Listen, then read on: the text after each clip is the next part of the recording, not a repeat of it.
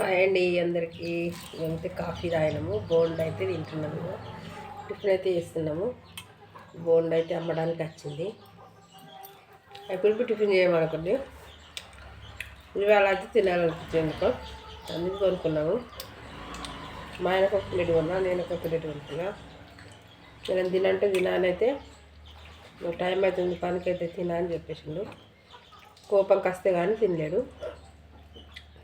తినిపోతున్నాడు. ఇక మా అత్తమ్మ కూడా ఉన్నా.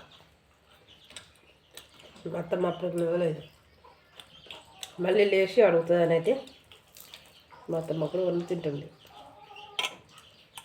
ఇంకా వంట అయితే కాలేదు, ఎందుకంటే నాటు కోళ్ళు అయితే కావాలని అయితే నాటుకోళ్ళు పట్టుచుడికి అయింది టైము, అందుకే వంటకు లేట్ అయింది. ఇవాళ బోండా అయితే టిఫిన్ చేసేది, వంట అయితే స్టార్ట్ చేస్తాను. ఇక తిడితే కానీ తినలేడు మా ఆయన అయితే, తిడితే తినిపోతున్నాడు. అట్లా ఉంటుంది. ఇక మా అత్తమ్మ వచ్చి తింటున్నా, చూసుకుంటా.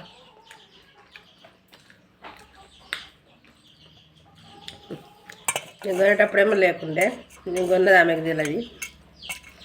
మొన్న వచ్చినప్పుడు నేను అట్టుకోవడానికి ఒక ప్లేట్ అని అన్నదంట. నేను సగం పైసలకి ఇంటికి తిరగదు. నేను అట్టుకోవడానికి ఒక ప్లేట్, నాకు ఒక ప్లేట్ అనుకున్నది. ఇక అందు గురించే ఇక ఆయన అన్నట, ఓలో నేను అడుపుకోవడం అంటే అంతట్లో నేను వచ్చిన, ఏం కొనుక్కుంటున్నావు అని. బోండా అయితే కొనుక్కుంటున్నా అని చెప్పింది. నీకు కూడా కొన్నా అని చెప్పింది నాకు.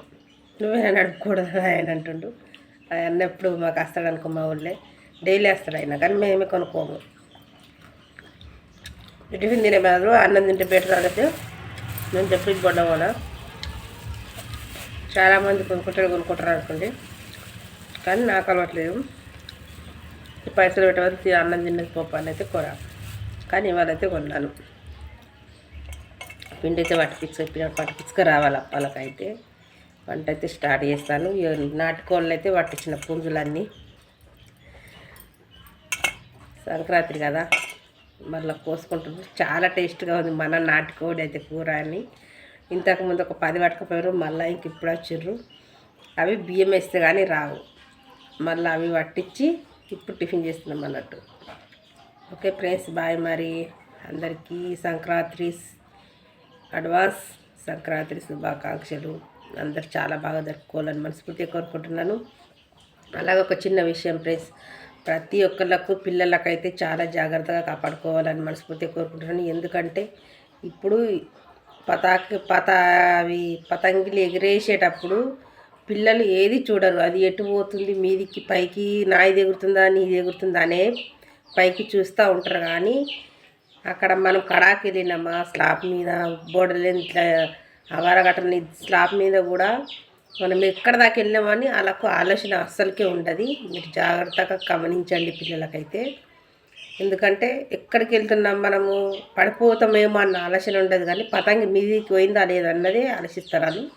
అందు గురించే ఎవరి పిల్లల కాళ్ళు జాగ్రత్తగా కాపాడుకోవాలని మనస్ఫూర్తిగా కోరుకుంటున్నాను. ప్రతి ఒక్కళ్ళకైతే తెలియస్తుంది ఒకటే.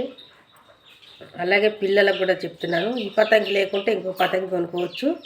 పతంగి పోయింది కదా నేను తెచ్చుకుంటా కదా అని ట్రై చేయకండి ప్లీజ్, ఎవరైనా సరే. ఓకే ఫ్రెండ్స్, అందరికీ పిల్లగాళ్ళకైతే చెప్తున్నాను, ఈ పతంగి లేకుంటే ఇంకొక పతంగి కొనుక్కొనైనా ఎగిరేయచ్చు, కానీ రిక్స్లో మాత్రం పడకండి. ఎందుకంటే నా పతంగి ఆడ ఉంది, నేను అందుకుంటా చేస్తా, ఈ స్లాబ్ మీకు ఆ స్లాబ్ మీకు దుంకుతా, ఇలాంటి ప్రయత్నాలు మాత్రం ఎవరు చేయొద్దు.